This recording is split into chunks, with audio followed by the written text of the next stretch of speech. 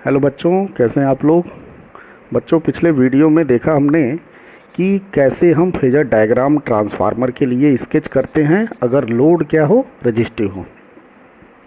इस वीडियो में भी बच्चों हमें फेजर डायग्राम स्केच करना है, लेकिन इस बार जो लोड है वो इंडक्टिव है। मीन्स नेचर ऑफ लोड क्या है बच्चों, इंडक्टिव है।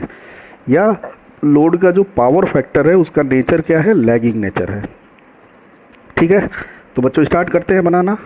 तो इस वीडियो को देखने से पहले बच्चों पिछले वीडियो को आप ज़रूर देखिएगा, और तभी आपको ये वीडियो समझ में आएगा, तभी ये फेजर डायग्राम आपको समझ में आएगा। तो वही अपने पुराने इक्वेशंस, वोल्टेज के इक्वेशन, ये सेकेंडरी साइड का, ये प्राइमरी साइड का, करंट के ये सारे रिलेशन है ना, इन्हीं की मदद से तो हमें स्केच करना है। तो आइए सबसे पहले हम सेकेंडरी साइड का स्केच करते हैं। तो हमें चाहिए E2 is the sum of V2 I2 R2 and I2 X2। तो सबसे पहले यहाँ देखिए स्टार्ट किया मैंने, फाई ले लिया, and this is the locus of E1 and E2। भाई पिछले वीडियो में बताया था मैंने, 90 डिग्री के फेज डिफरेंस पे होता है E1 E2। ठीक है, और हमने V2 को यहाँ रैंडमली ले लिया। बात समझ गए आप।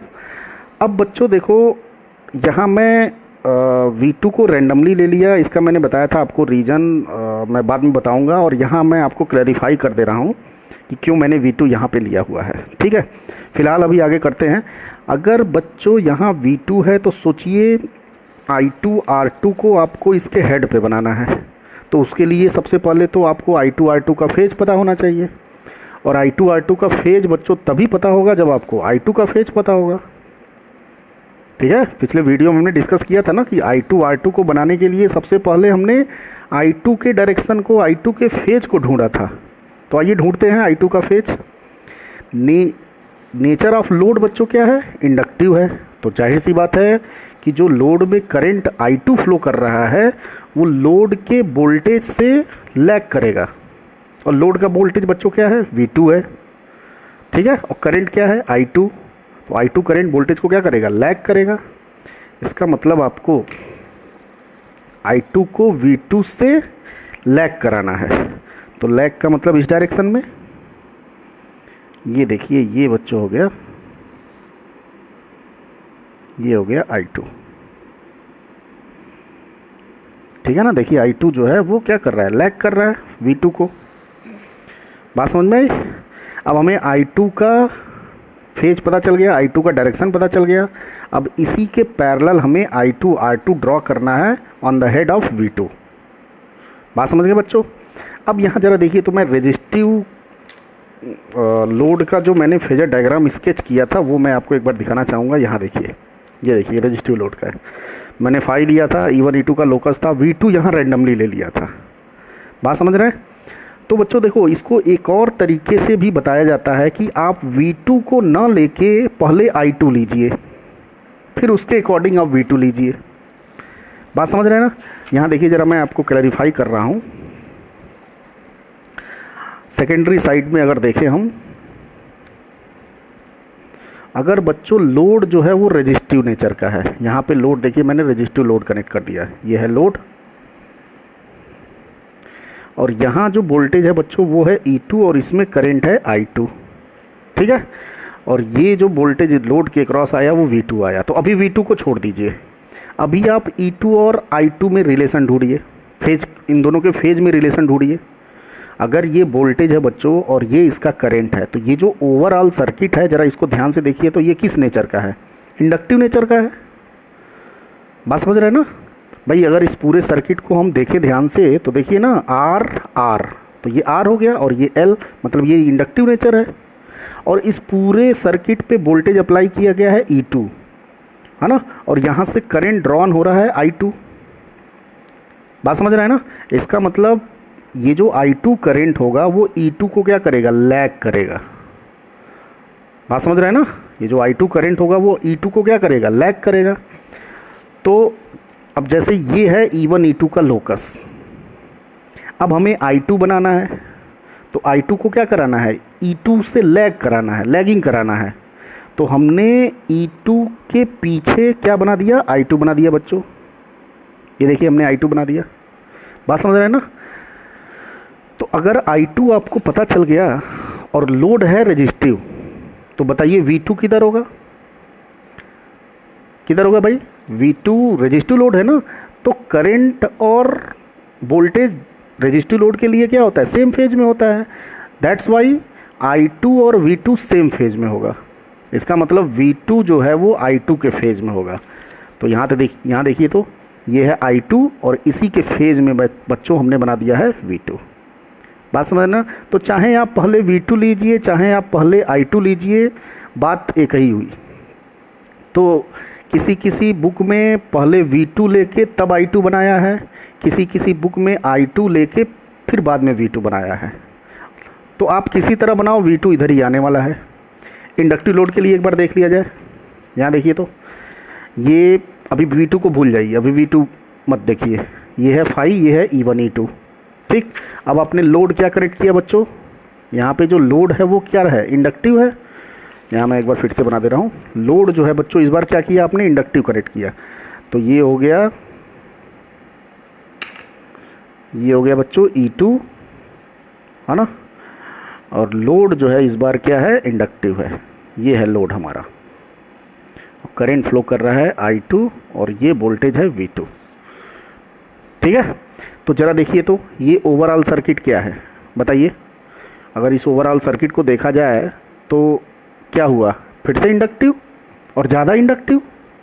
ठीक है, तो इस बार भी I2 जो है वो E2 को क्या करेगा? लैग करेगा, और पहले वाले के कंपैरिजन में ज़्यादा एंगल से लैग करेगा, क्योंकि इस बार जो इंडक्टिव नेचर है बच्चों वो क्या है? ज़्यादा है। बात समझ रहे हैं ना? तो बच्चों अगर E1 E2 यहाँ पे है, सॉरी E2 यहाँ पे है, तो पक्का है कि I2 लैग करेगा। तो यहाँ देखिए, लैग करा दिया हमने। ठीक है, ये है I2। बात समझ रहे हैं?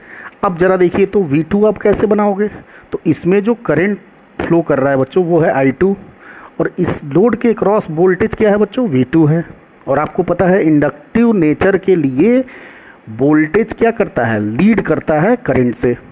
इसका मतलब V2 Leeds I2 by angle phi. वो हमें पता नहीं है, बट इतना पता है कि फाई की वैल्यू 0 और 90 के बीच में होगी फॉर इंडक्टिव लोड।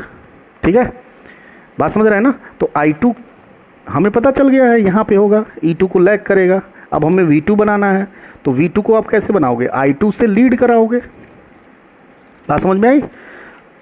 क्योंकि नेचर ऑफ लोड क्या है? इंडक्टिव है। तो आपने देखिए V2 को लीड करा दिया फाई एंगल I2 से। बात समझ रहे हैं ना? तो चाहे पहले आप V2 लीजिए फिर I2 बनाइए, या I2 बना के V2 बनाइए, बात दोनों बराबर है। बात समझ में आई? तो मेरे ख्याल से I2 पहले बना के फिर V2 बनाइए, ज़्यादा क्लैरिफाई हो रहा है आपको, जो आपको सुविधा लगे। ठीक है, तो चलिए अब बच्चों, अब हमारे पास V2 आ गया और I2 का फेज आ गया। अब हमें बनाना है I2 R2। तो जाहिर सी बात है कि I2 R2 जो है वो इसी के फेज में होगा, बट वो V2 के हेड पे होगा। V2 के हेड पे बनाना है, क्योंकि हमें एडिशन करना है। ये देखिए, हमने डायरेक्शन लिया I2 का, और यहाँ बच्चों बना दिया हमने, ये बन गया I2 R2। बात समझ में आई आपको? अब बारी है बच्चों I2 X2 की। तो आपको मालूम है I2 X2 जो होगा, यहाँ देखिए, I2 X2 जो होगा वो 90 डिग्री, बल्कि प्लस 90 डिग्री के डिफरेंस पे होगा I2 से, क्योंकि J लगा हुआ है। तो ये है I2 और इसका 90 डिग्री प्लस 90 डिग्री बच्चों ये होगा। ये हमने 90 डिग्री पे ले लिया, तो हमें I2 X2 का डायरेक्शन पता चल गया कि ये डायरेक्शन होगा I2 X2 का। तो इसी डायरेक्शन के पैरेलल में लेते हुए आपको बनाना है I2 X2 को on the head of I2 R2। ये देखिए, यहाँ से मैंने एग्जैक्ट पैरेलल लिया इसके यहाँ।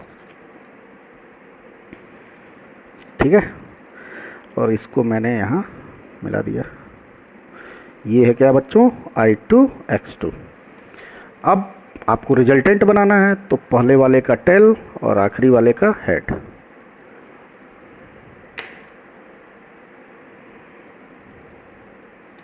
तो ये क्या हो गया बच्चों? E2 हो गया, बिल्कुल पुराने वाले की तरह, रजिस्टिव लोड की तरह। बस फ़र्क इसमें यही है कि I2 का इस बार डायरेक्शन जो है वो V2 से चेंज हो गया है। पहले V2 और I2 सेम फेज में आ रहे थे, इस बार चेंज है थोड़ा। ठीक है, तो ये सेकेंडरी साइड हो गया। अब आते हैं प्राइमरी साइड। तो प्राइमरी साइड तो बिल्कुल कॉमन है रेजिस्टिव लोड की तरह। ठीक है, तो प्राइमरी में सबसे पहले -E1, तो -E1 आपको पता है इसी का अपोजिट होगा, क्योंकि E1 इधर ही है। -E1 इसका अपोजिट बनाइए, ये हो गया बच्चों -E1।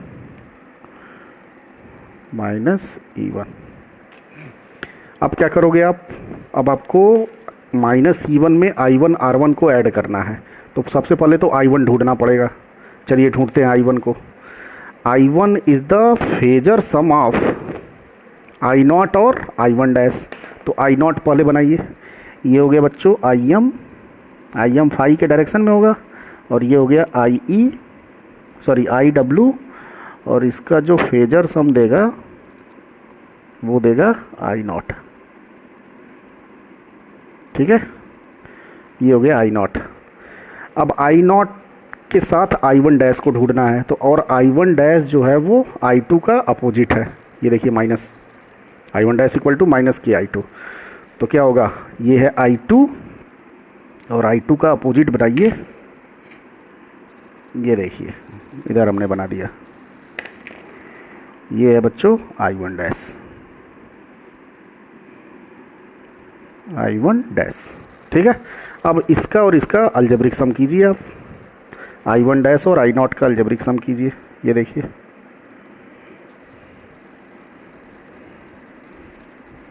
यहाँ इसका पैरेलल लाइन यहाँ, और इसका पैरेलल लाइन यहाँ पे आपको ड्रॉ करना है।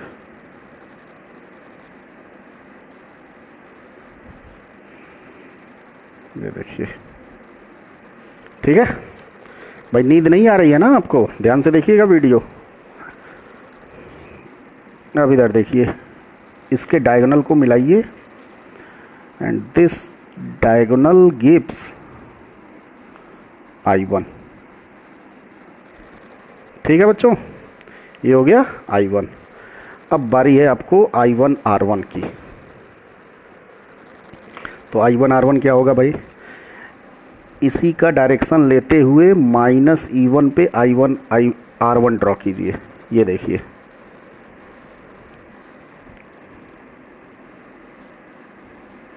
ये हो गया I1 R1, और I1 X1 को 90 डिग्री लीड कराना है। तो यहाँ से 90 डिग्री लीड का मतलब ये हो गया डायरेक्शन। अब इसी डायरेक्शन में आपको I1 X1 को बनाना है, तो आप डायरेक्शन लीजिए और यहाँ बनाइए। ये देखिए थोड़ा हेडिंग पे ओवरलैप कर रहा है, आप बड़े पेज पे बनाएंगे तो ओवरलैप नहीं करेगा। ये देखिए, ये हमने बना दिया I1 X1 को।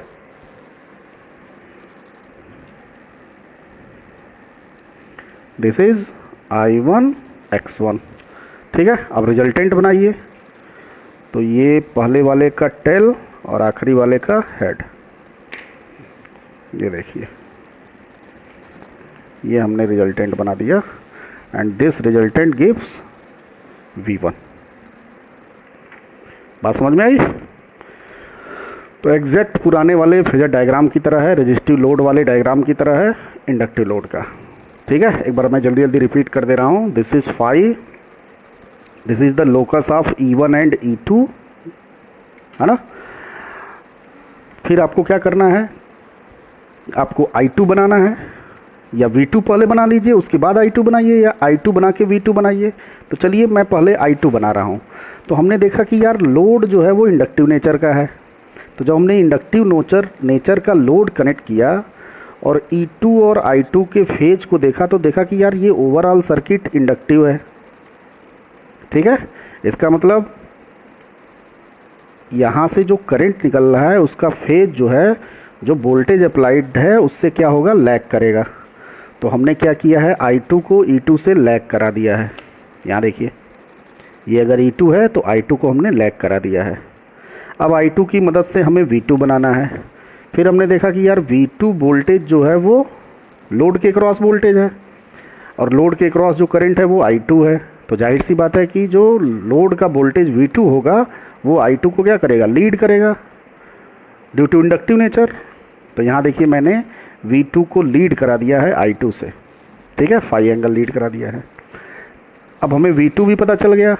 अब V2 पे हमें I2 R2 को जोड़ना है, तो I2 का डायरेक्शन लिया और इसके हेड पे I2 R2 बना दिया।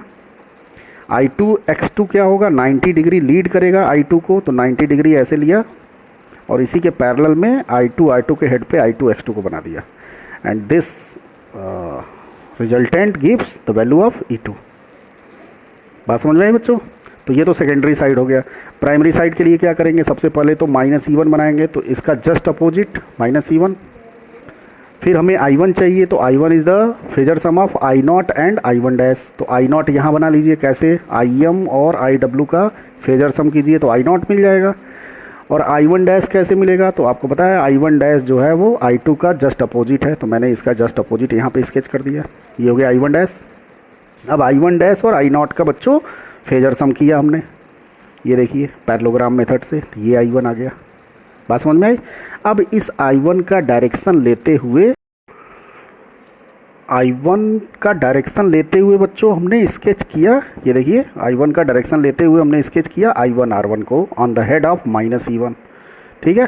और फिर उससे 90 डिग्री लीड पे हमने I1 X1 को स्केच कर दिया। बात समझ में आई? और फिर हमने इस रिजल्टेंट को बना दिया, इसका टेल और इसका हेड, और दिस रिजल्टेंट गिव्स V1। बात समझ में आई आपको?